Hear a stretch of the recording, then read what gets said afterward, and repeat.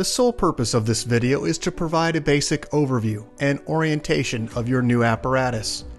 This video is not intended to act as or replace individualized driver-operator training.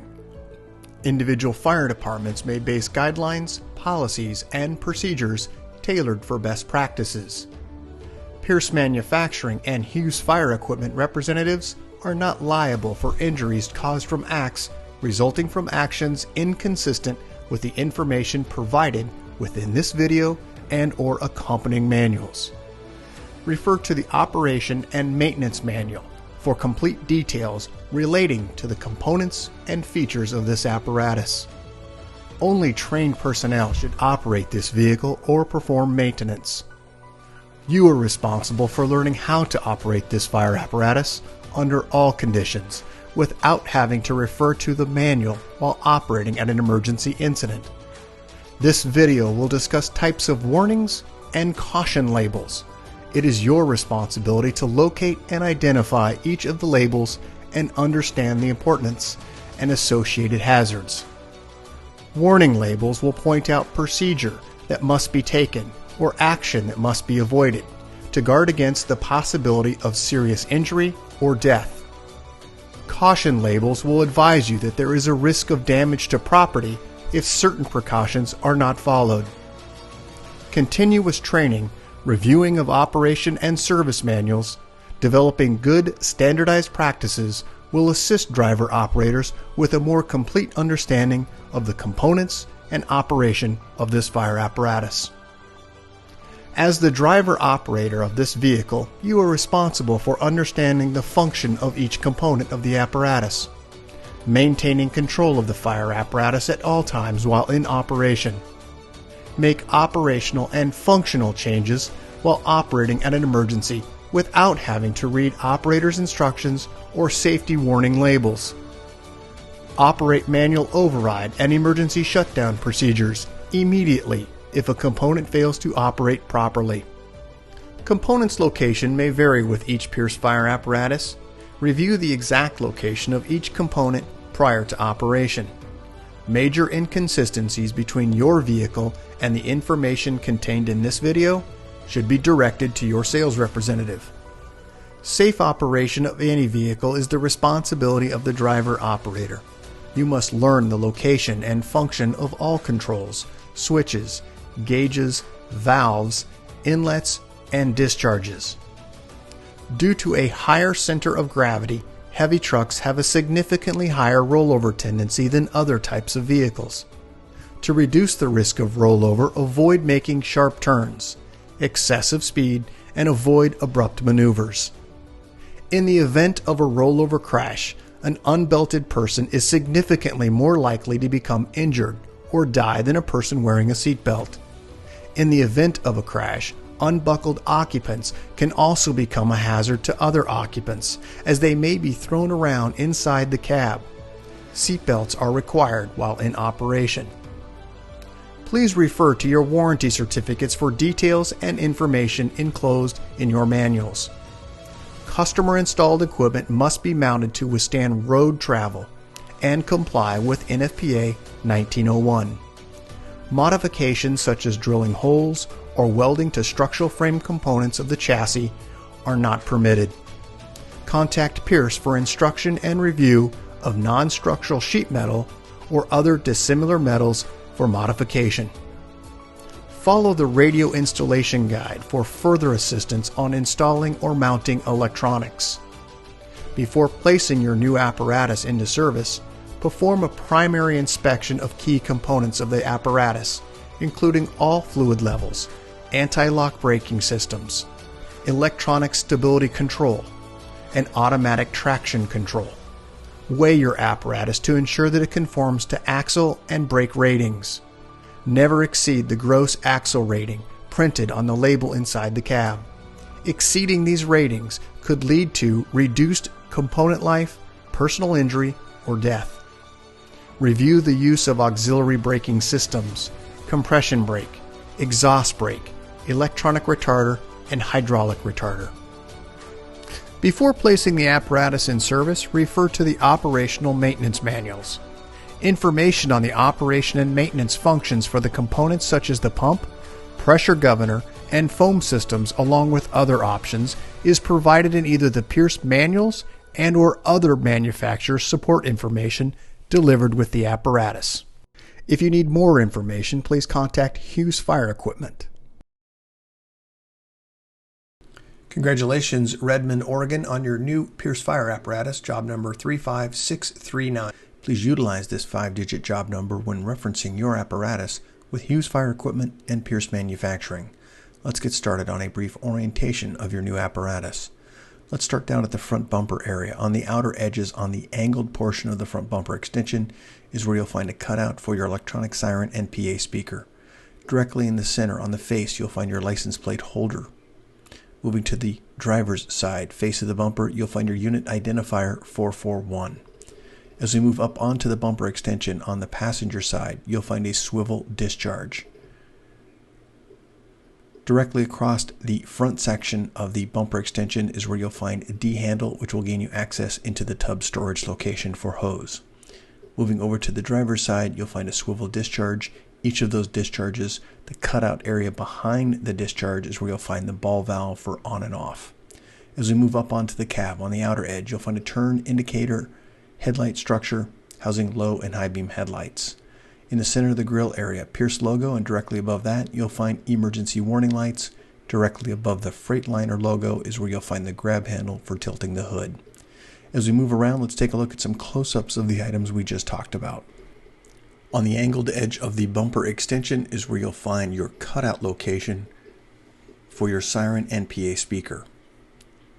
License plate holder. Moving out to the outer edge, same cutout as the passenger side. Moving up now onto the passenger side bumper extension, swivel discharge, there is also a cutout for the hose storage location. As we move inside the compartment, you'll find dry deck material inside. D-handle gains access. To the rear, you'll find the cutout directly behind the discharge. This is your discharge open and close valve. As we move toward the center, you'll find D-handle gains access, dry deck material inside. Moving over to the driver's side, swivel discharge, cutout for your hose. Also, D-handle gains you access into this space, dry deck material in the lower section. As we move toward the rear, you'll find your cutout for open and close on the ball valve for the discharge. Let's move now to the grille area, where you'll find emergency warning lights in the upper portion. Headlight structure housing low and high beam headlights, turn indicator, and marker light. Let's move back to the side of the bumper extension, where you'll find your intersection emergency light. And now let's move up onto the hood of the apparatus, where you'll first start directly above the front axle with a turn indicator. Also at the top, you'll find your air vent. And as we move toward the rear of the hood is where you'll find the latch, passenger and driver side, for gaining access into the engine space.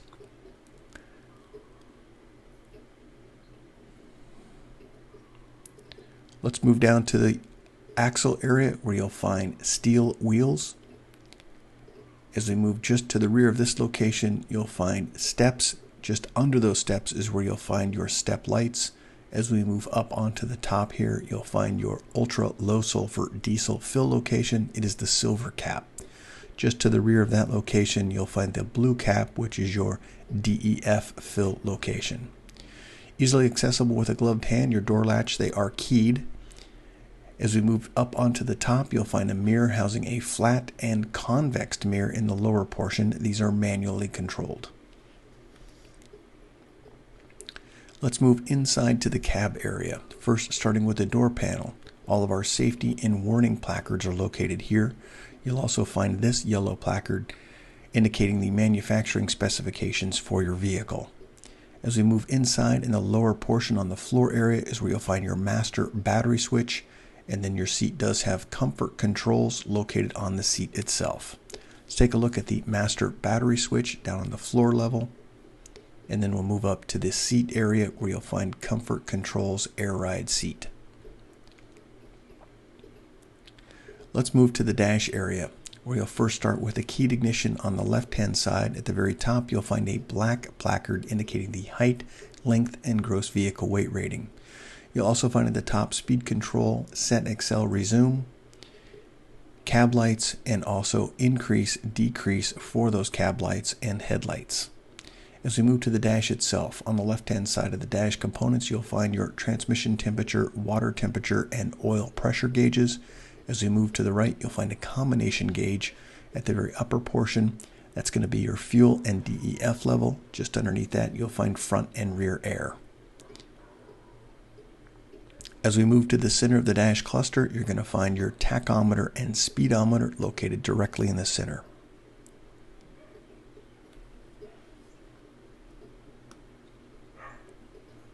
As we move directly above the speedometer and tachometer, you'll find a display screen. Diagnostic information will also display in this screen. Let's move just to the right of the dash location. We have a few items I'd like to talk about. First, with the filter minder, this is for your air filter for the engine. Just beneath that, you'll find your Allison transmission pad, which is a digital push button pad. To the right, you'll find your regen operation switch. Just beneath that, a mirror heat, and then differential lock.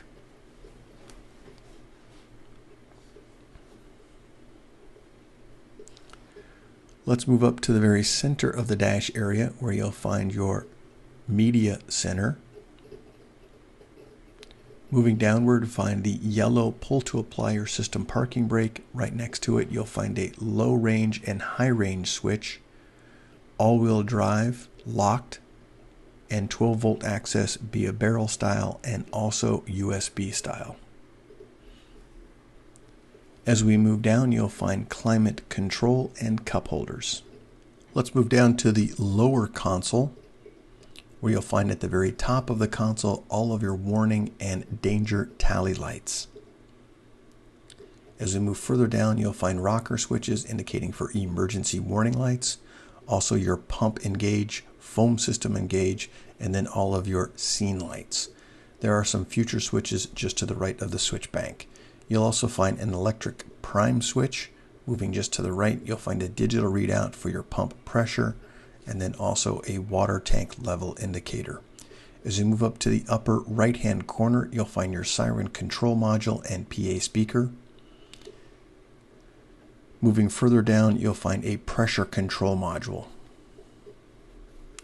We'll go ahead and take a look at some close-ups of these items so we can identify the switch patterns. As we move to the very top, you can see all the upper portion emergency warning lights and also scene lights. As we move down to the bottom, you'll find your main pump, foam, and also additional scene lights. These are the tally lights indicating low voltage, pump engaged, OK to pump, and OK to pump and roll. As we move further down, this is your module for your siren and PA speaker system. Moving further down, electric prime, pump pressure, and water tank level indicator. To the right, you'll find your pressure control module. As we move further down in the center area, you'll find additional storage location between the two seats. Let's take a look at the rear section where you'll find a full bench seat across the rear of the apparatus in the cab area. Let's go ahead and move outside, exterior, to the step area to the rear cab portion. D-handle gains access into this compartment, step lights, and also a shoreline input. As we move into the D-handle area, you can see you have a storage location in this area, in the diamond plated area. As we move up to the very top, you'll find your shoreline inlet. This is a 20 amp plug. As we move to the rear section of the cab area, you'll find attached to the door panel all of our safety and warning information placards. As we move inside the door, in the jam area, you'll find additional safety and warning placards. Let's go ahead and move to the very rear section of the cab area where you'll find 12-volt access via USB style. We're now exterior at the pump panel. We'll go ahead and go over a few items here. We're down at the very bottom. This is going to be our master drain and then all of our color-coded and labeled discharge drains and foam drains. As we move up to the left, you'll find the driver's side auxiliary inlet. It is a 2.5-inch female ball valve. As we move toward the center, you'll find your foam fill draft operation lever and also foam inlet. Just to the right, you'll find the number 1 discharge. It is a 2.5-inch ball valve. We do have some warning placards here. Do not mix different brands or consistencies of foam for the possibility of foam failure. Also a placard indicating that only trained personnel should operate this piece of equipment, and that's only after they received proper training. Directly above that, you'll find your main inlet for your pump. Moving further up, you'll find your Husky 3 foam system specifications, and then further to the right, you'll find a warning regarding pressure hazard. Caps may be under pressure. Be cautious when opening them. To the right, you'll find a twist engine cooler. And let's go ahead and move upward onto the pump panel area, where you'll find an access panel door. Moving further up onto the pump panel, you'll find your tank fill recirculating line, and also tank to pump with a note, in is open, out is closed. As we move upward on the pump panel, you'll find your electric prime push button. Also a caution information note here, operating the priming pump motor for more than 1 minute may cause damage. Let's move to the left-hand side of the pump panel, where you'll find this pressure warning hazard. Once again, caps may be under pressure. Be cautious when opening them. And your engine cooler just to the right. This is a twist, not a pull. Let's go ahead and move up to the Pierce placard. This is going to be your minimum operation maintenance schedule for 150, 200, and 250 GPM. On the left-hand side, you'll find the PSI. On the right-hand side, you'll find the RPM for the associated test pressure. And we do have a note here regarding your job number at the very top section. Let's move directly above this location, where you'll find the number 1 speedlay. It is foam capable, indicated in red, and also the text. As we move to the pressure throttle governor, in the upper left-hand corner, you'll find, if illuminated in yellow, it is the check engine light. In the very center, you'll find a digital readout for the RPM. Just to the right, if illuminated, it will be red in color. It is a stop engine. Moving down, you'll find the menu button, which allows you to scroll through the various menu functions of your pressure throttle governor. Directly in the center, you'll find LED tally lights indicating oil, water temp, and also battery. As we move to the right, you'll find a red silence button, allowing you to silence any audible alarms that may be sounding. As we move down, you have 2 options, pressure or RPM mode. Those are the 2 options you have for operating the pressure throttle governor. In the center, you'll find a digital readout, and then moving just to the right, you'll find if it's okay to engage the throttle, the green light will be illuminating. Just beneath that, you'll find a preset. This allows you to preset any pressures or RPM positions. At the very bottom is your throttle, right to increase, left to decrease, and push in the center to move the vehicle to idle position. Let's move now up to the very far right-hand side, where you'll find your pressure controller. The gray module, once again, pressure controller. There are instructions for its operation on the placard. Right next to it is your Husky Foam System 3 module. There is also operating instructions on it. As we move to the right, you'll find the vacuum and pressure test gauge ports. They are currently plugged. At the very bottom, we have a switch panel. This is going to be for your panel lights, and then also any future switches that you may need. Also further to the right, you'll find the booster reel rewind push button. As we move up to the very top, you'll find a combination gauge here. This is water and foam indication. As we move to the right, you'll find your Husky Foam System instructions. This is the placard located next to the foam.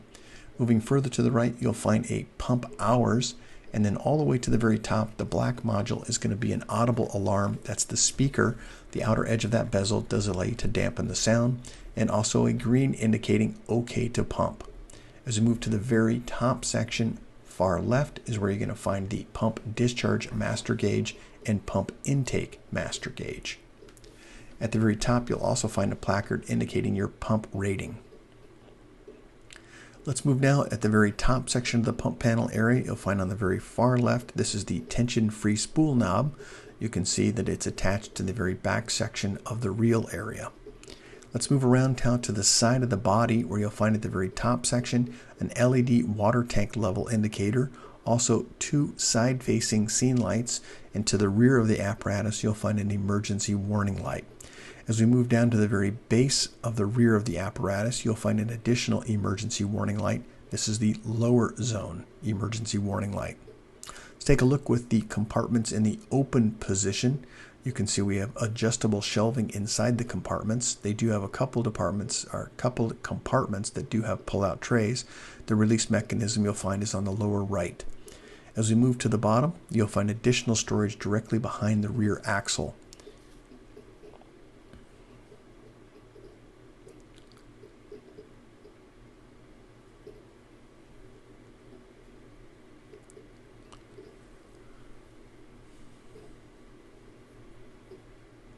As we move to the rear, you'll find mud flaps on the passenger and driver's side. A couple close-ups here, LED water tank level indicator, also side-facing scene light. As we move to the very rear, a scene light and also an emergency warning light.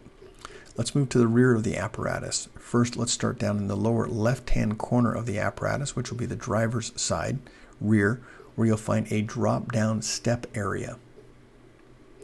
As we move up, you'll also find additional steps to gain access to go aloft. Down at the bottom, an emergency warning light, backup, turn, and a stop tail light.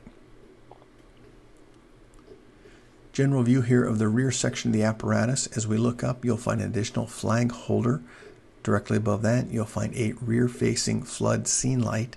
And then at the very top section, you'll find an LED warning light. Let's move up to the left-hand side where you'll find an additional pan door on the left and then hose bed storage on the right. Let's go ahead and move now down to the switch, which is a cupped switch. This is the rear scene lights, which will control the lights at the very top section of your apparatus.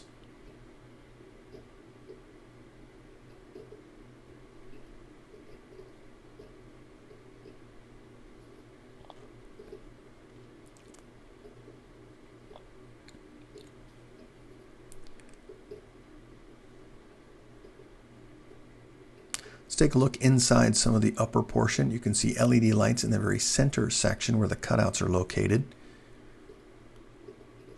As we move forward to the dunnage area, we'll start with identifying a few items within this area.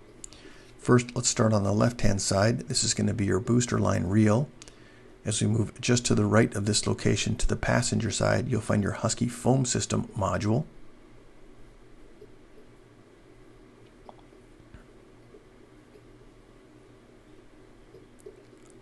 Then as we move to the front section of the cab, just as a reminder, this is a non-walking surface. And then we'll move back to the dunnage area. Let's go ahead and move to the very rear section of the apparatus now. We'll first start at the bottom. We do have some tow hooks located at the very bottom, passenger and driver side attached to the frame rail.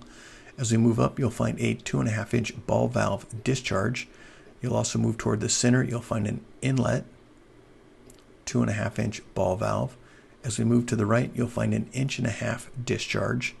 And then moving all the way to the very far right, you'll find a backpack fill location. Let's move up now to the passenger side rear section where you'll find a few warning labels. First at the top, entanglement hazard. Because of those lines coming from aloft, there is the possibility of entanglement. Also, do not ride on the vehicle while it is in motion. And also while climbing onto the vehicle, make sure that you face the vehicle while climbing. Let's take a look inside the compartment. You can see both doors in the open position. We do have an adjustable shelf in the very center. This is just a latching mechanism on the left-hand door. As we move to the right, you'll find your ladder storage. D-handle gains you access. Also, as we move to the top, you'll find long-handled tool storage. Let's move around now to the passenger side of the vehicle. We'll start back at the rear section. As we move to the very bottom section, you'll find an LED lower warning light and then also storage location. As we move up from that location in the center, you'll find a tool board. A D handle will gain you access to the rear portion of that tool board. It will lock into position. When it is opened outright, it will also lock into position. The lock mechanism is on the hinge side.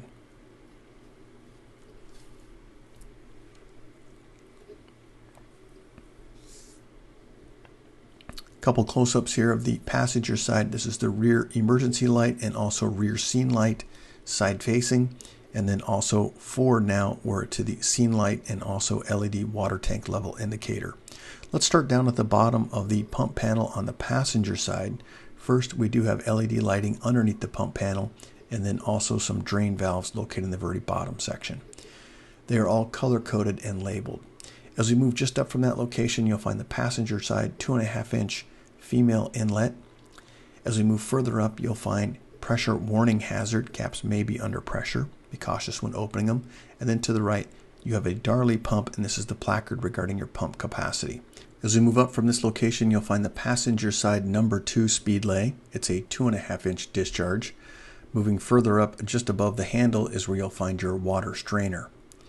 As we move further up onto the pump panel, you'll find a lift and turn latch will gain you access behind the pump panel, and just forward of this location in the red area of the vinyl is where your crosslay is located. Let's move through some of the other items in the cab area. First, starting at the rear section of the cab area, the step area, 2 D handles will gain you access into an additional storage location directly under the passenger side rear cab steps. As we move forward to this location, you'll find, once again, attached to the door panel, all of our safety and warning information. This is the officer side door.